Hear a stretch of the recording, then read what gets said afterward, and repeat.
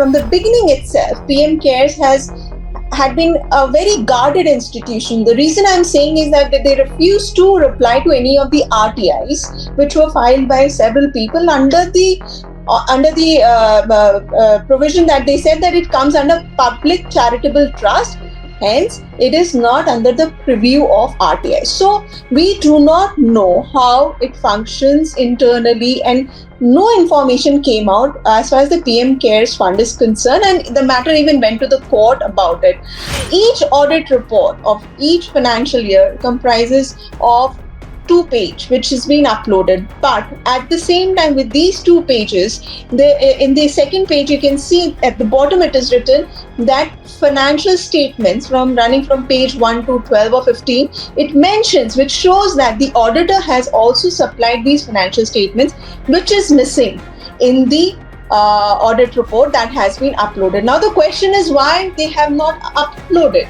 PM Cares Fund said that okay, fine, we gave the money, but when the payments were released, did it were it channelized in a way that the payments were made, but there was delay in procuring them from the companies? Was there a delay in sending them to the hospital? So that is what we are looking for. So once CAG is involved in it, their audit report comes out in public domain. That's the process they follow. So giving it to CAG it also means that the CAG will do the proper auditing and it put it out in public domain. It's a constitutional body. So under the DPC Act of Section 20, then in brackets 2, under this section, the CAG has the power to take it, initiate audit into this matter, according to the former CAG officer. But the point is, why CAG is not doing something which I cannot answer. I actually wrote to CAG as well seeking an answer to this question, but there wasn't any answer to it. Hello and a warm welcome to HW News Network, your one-stop show, truth be told, for some engaging and thought-provoking conversations.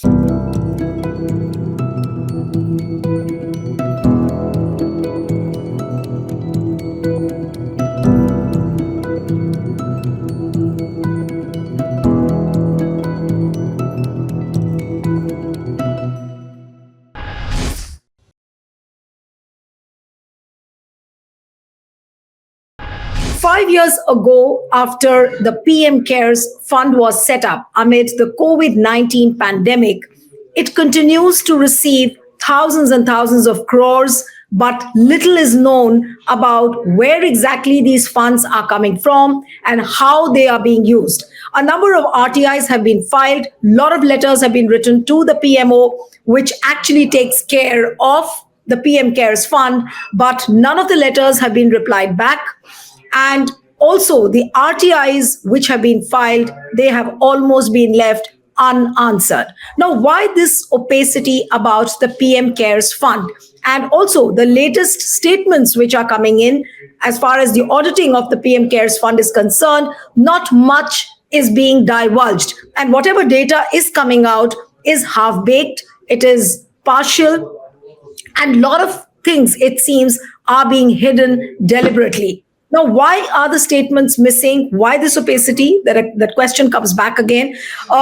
There's one journalist throughout the country who's relentlessly pursued this particular issue, and that is the renowned journalist, investigative journalist Poonam Agarwal, who did a couple of stories on how the PM Cares Fund is turning into an opaque fund.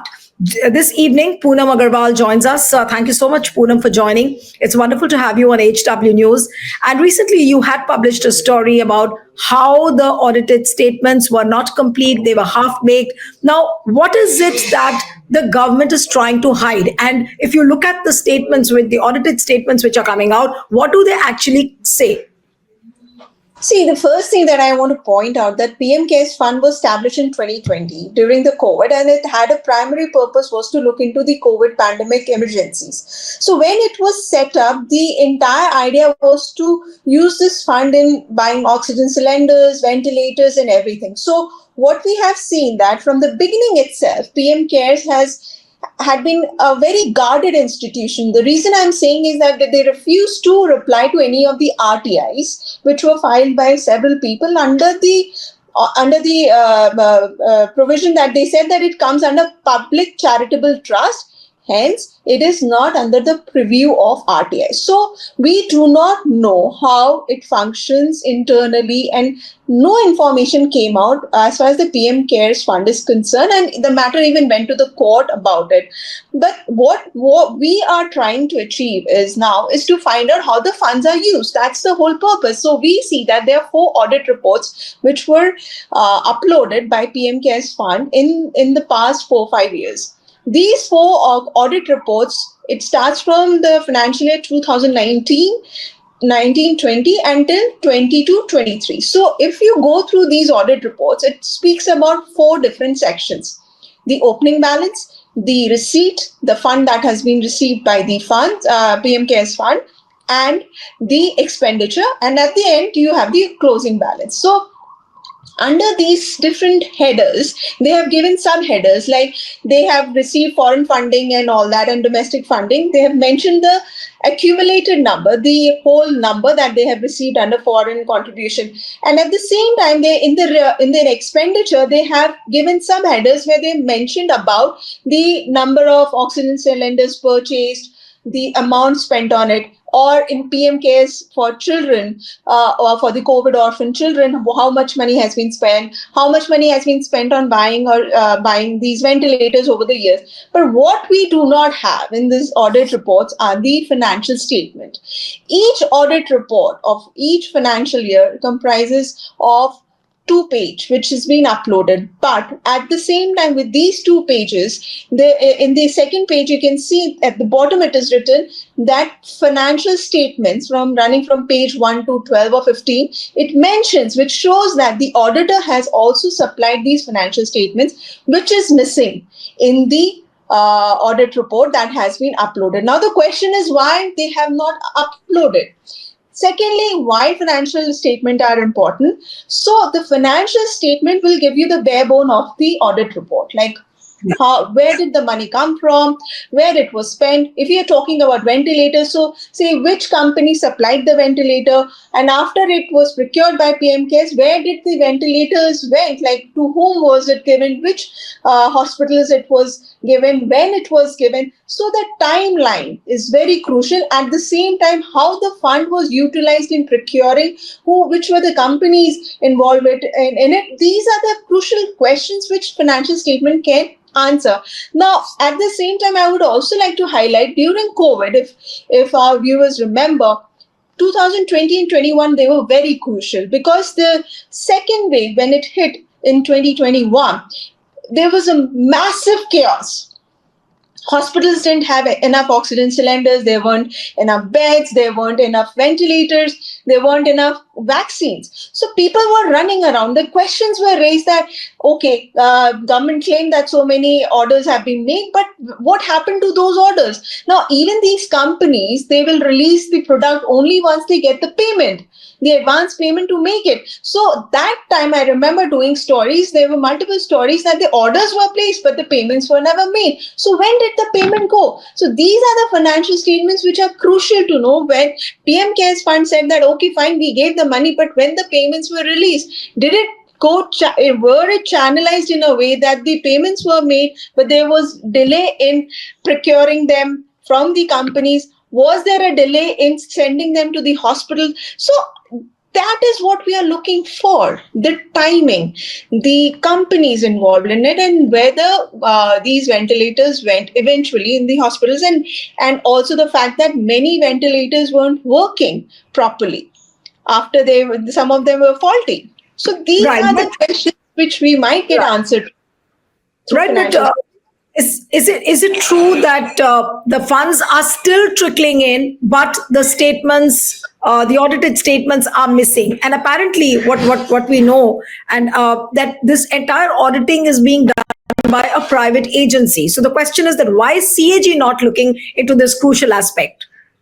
See, the fact that the private institution is auditing is, it's a question which is being raised time and again, and the plea that PM Cares Fund is taking, that it's a public charitable trust, so they can do it. The point here is that why CAG is not doing is very crucial, because I spoke to some former CAG officers and they said that under the DPC Act, the PM Cares Fund can be audited by the CAG. And now why CAG audit is important? Because it will bring in transparency. See, the whole issue is about transparency. So once CAG is involved in it, their audit report comes out in public domain. That's the process they follow. So giving it to CAG it also means that the CAG will do the proper auditing and it put it out in public domain. It's a constitutional body. So under the DPC Act of Section 20, then in brackets 2, under this section, the CAG has the power to take it, initiate audit into this matter,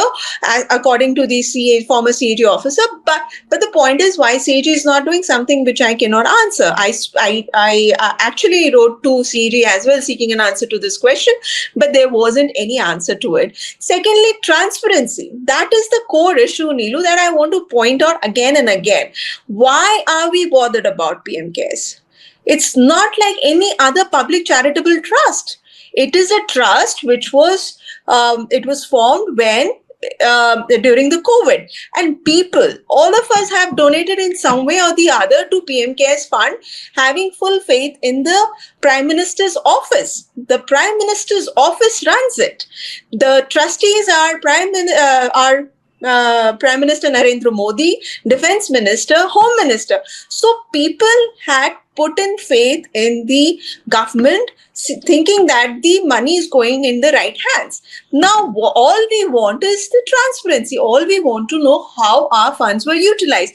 We can see broadly that the funds have been utilized and spent in these sections. We can see them broadly. But what we are seeking is are the minute details. That is what is missing. We can broadly say, okay, fine, PM Cares for children, they spend 346 crores, around that figure. But who all got it? We need those details, and why it doesn't come under the RTI. No, but what is the current amount which is parked in the PM Cares Fund? You've been investigating into this story for a very, very long time. I'm also going to come and ask you a few moments later as to how many letters and all you wrote. But what is the current amount which is parked in the PM Cares Fund? It's lying unutilized or utilized elsewhere, we don't know. So the current amount as per the audit, the latest audit report is 2022-23 is, I'll give you the exact figure, is almost like 6,284 crore. It's a huge amount. So now the question is that since the money is there, the closing balance is there, it's lying in the saving bank account of the PM Cares, but what is the future of this fund? How it is going to be utilized? Because thankfully the COVID is over, the pandemic is over, and the purpose of setting up PM Cares Fund was to look after the health emergency caused due to pandemic. Now that the pandemic is over, does PM Cares Fund or the PMO office, they have any planning or strategy or any thought behind utilizing these funds? Or is it just going to lie idle? No, but do you feel that this fund now has no relevance since the COVID is over, pandemic is over? Should they disband this fund? Whatever money they have received, and if they have the details of the donors, they might as well just return back the money. Why can't that happen?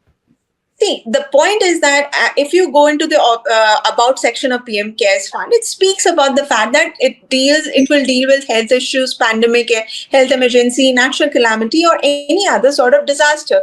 So why, if the purpose is also this, then you can utilize another, any sort of natural calamity which we face every year. So you can help them in providing, health-related medical equipment or whatever the requirement is.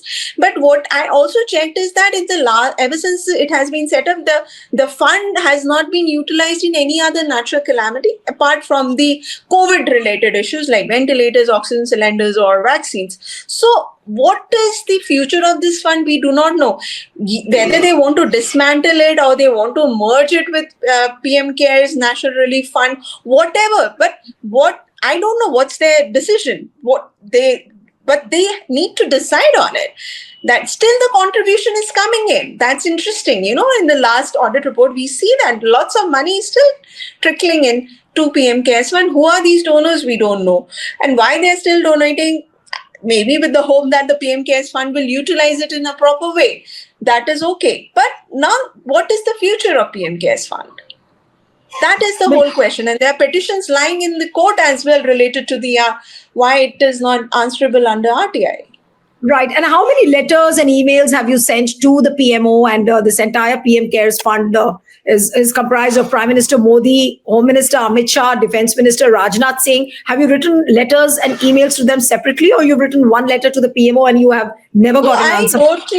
I wrote to PMO I chased them for almost 2 months, and I wrote multiple emails to them because they are the primary people, the PMO runs it. So they are answerable. I've written to separately to MHA, I've written separately to Defense Ministry, I've written separately to CAD, and I've even written to the auditors, SARC, Associates Chartered Accountant. I've written to them also. So I've reached out to all of them.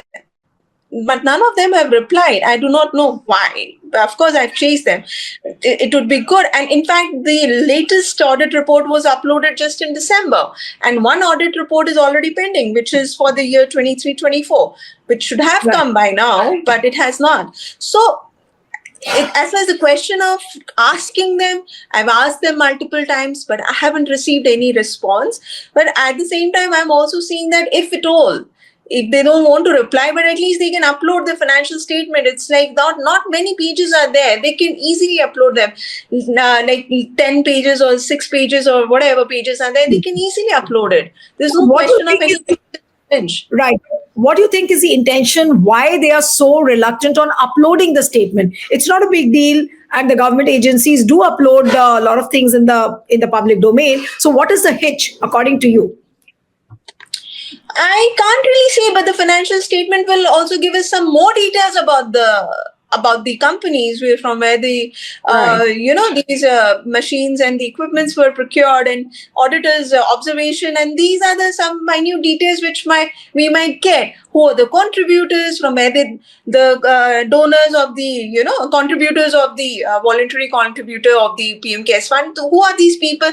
We might get more details. Of course, if it is of 10, 11 pages, it must be comprising of some details related to that. So the financial statement, why it is not out, why they are not doing, I don't know. What is the hiccup? I can't really say. There must be something they don't want to put it out in public domain. But the hiccup of not sharing information, we can see it from day one.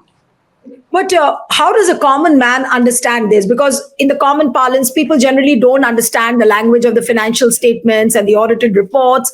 So a common man would simply understand that the PMO or the Prime Minister's office is sitting comfortably on an amount of 6,200 crores, which comprises of the PM CARES Fund. Is that the way to understand it? The simple thing that people now know that this much of money is there in PM CARES Fund, but at the same time, people also should know that there are few more information which is available under the, with the audit report, and which PM CARES is not sharing. That is something also needs to be known by the people, and why they are not. See, I'm not saying that they are misusing fund, or they should have used it here and they have used it somewhere else. All I'm saying that maintain transparency. Wherever the fund has been used, put it out in public domain. Even a public charitable trust, they need to do the same. All of us do it. All companies follow it. You go to MCA website, the Ministry of Corporate Affairs, you can download the details of any company and find out about their financial status. It's not a difficult thing. So why not PM CARES? Even if it is a charitable trust, we are just seeking this answer.